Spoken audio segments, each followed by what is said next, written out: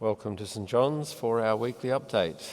It was a sheer delight to be able to worship together last Sunday after essentially losing 2 Sundays to the coronavirus lockdown.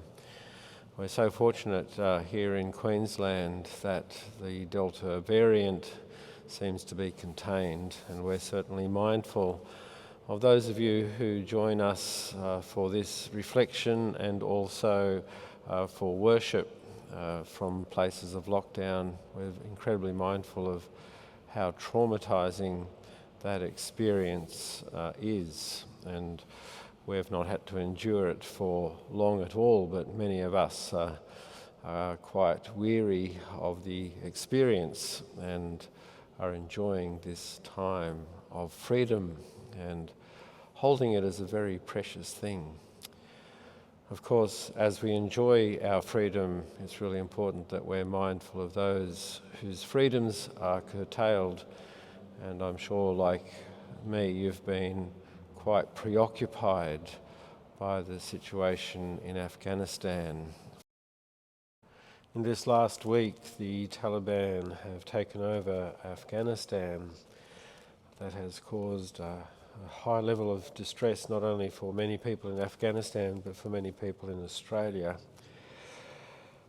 And so to that end, we're hosting a service on Sunday at noon, which will give us the opportunity to reflect on the complex set of feelings that we have and the deep concerns that we have for so many in Afghanistan. Many people here are, of course, worried about family. There are Australian residents who are still trapped in that country, and yes, many of us just wonder what the fate of the women and the children will be, as well as those who don't fit the Taliban model of life. And so please feel free to come and join us at noon on Sunday as we support one another and also send our prayerful support to the people of Afghanistan and the refugees who flee from that country.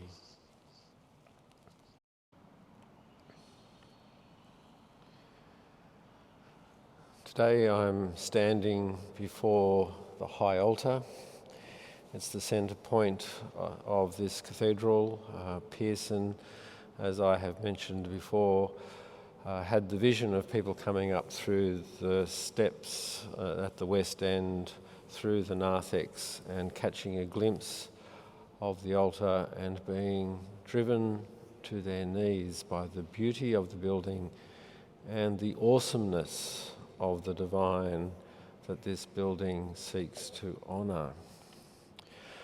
Once again, I've chosen a Eucharistic backdrop, and that's because we are in the midst of this wonderful series of readings from John's Gospel that focus on Jesus being the bread of life and the Eucharist being an encounter with the divine, an encounter with the crucified and risen one who makes himself known to us in the breaking of the bread and the breaking open of the Word, that wonderful balance we have in the Anglican liturgy of Word and Sacrament, 2 halves of the liturgy. We focus on the Word and we break it open together, and then we break bread together and find ourselves unified by the presence of the broken one, who is also our salvation and our healing.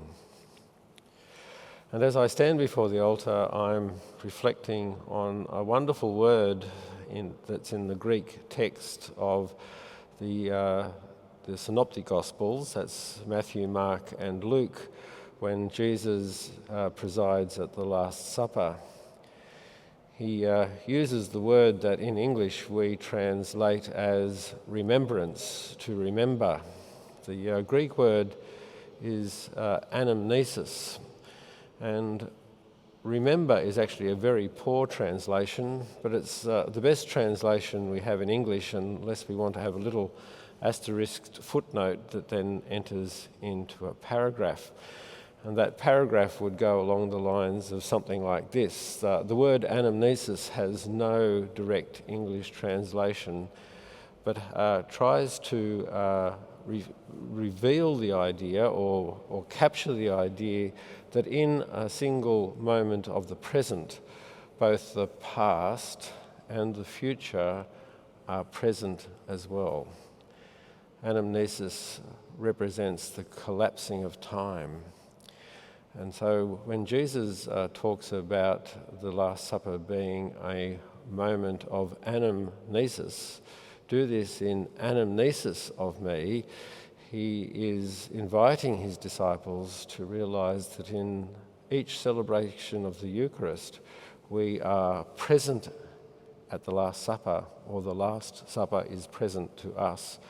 And we are also present at the supper, at the fulfillment of time, the Messianic banquet, when all people will be seated around the one table, enjoying the biggest party the universe has ever seen. And so we capture that idea that in the breaking of the bread, every time we meet to break bread, we have the whole of history collapse into a single point. The future and the past are present with us in the present. And so all of time is found in our fellowship at that moment. It's a really awesome feeling and understanding. It helps us to remind us that when we break bread, those whom we love and yet see no longer are also present with us, because in the fullness of time, that is our destiny. And as we reflect on that idea, I would like to pay tribute to Rob Freeman, who died on Sunday. Rob was a wonderful member of our community. He was a great servant of the church. He served for many years on the Anglicare board, and Rob died on Sunday. His funeral will be held next Monday, but because of COVID restrictions, it's limited to the family, but it will be streamed on the Cathedral YouTube channel. So that's next Monday at 2 o'clock. You'll be able to join us on YouTube as we celebrate Rob's life. Just a few days ago, we launched our online shop, and so now our Cathedral shop has an online presence. To that end, there is a new page on the Cathedral website that talks about the shop and has links to the online shop as well. So please do check out that new initiative that's come about partly through COVID and partly because of changing consumer habits. And in the process of launching the shop, we took the opportunity to thank our volunteers who have kept the light of the shop burning throughout these COVID times. With much reduced numbers of visitors to the Cathedral, it's been a rather lonely task in many ways, because often the shop is open with no one to serve. But we're incredibly grateful to the volunteers that they have persevered and helped us to get to the point where we now have this online presence as well. Most of our activities have resumed in person, which is a wonderful thing to be able to say. We still have the opportunity to meet on Zoom as well, of course. One of the things I'm really looking forward to is on Sunday, Dr. Michael Knopf will be here with us at 2 o'clock in the afternoon to offer Acoustic Cathedral. It was delayed because of the lockdown. We're very hopeful that it will go ahead this Sunday. It's an amazing opportunity to sit in this gorgeous space, and on that time in the afternoon, the light show in here is absolutely exquisite. So it's a wonderful opportunity to enjoy the space and enjoy wonderful reflective music as Michael shares his talent as a guitarist with us. In terms of celebrations this week, we say happy birthday to Alan Gallimore and Robert King. Thank you both for your contribution to the life of our community.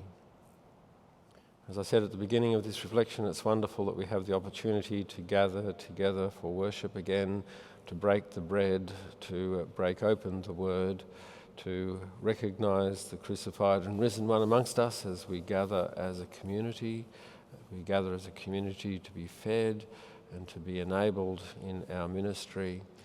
Thank you for your contribution to our efforts here, and as I said before, those of you who have to be with us at a distance, please be assured that you are often in our prayers. Peace be with you.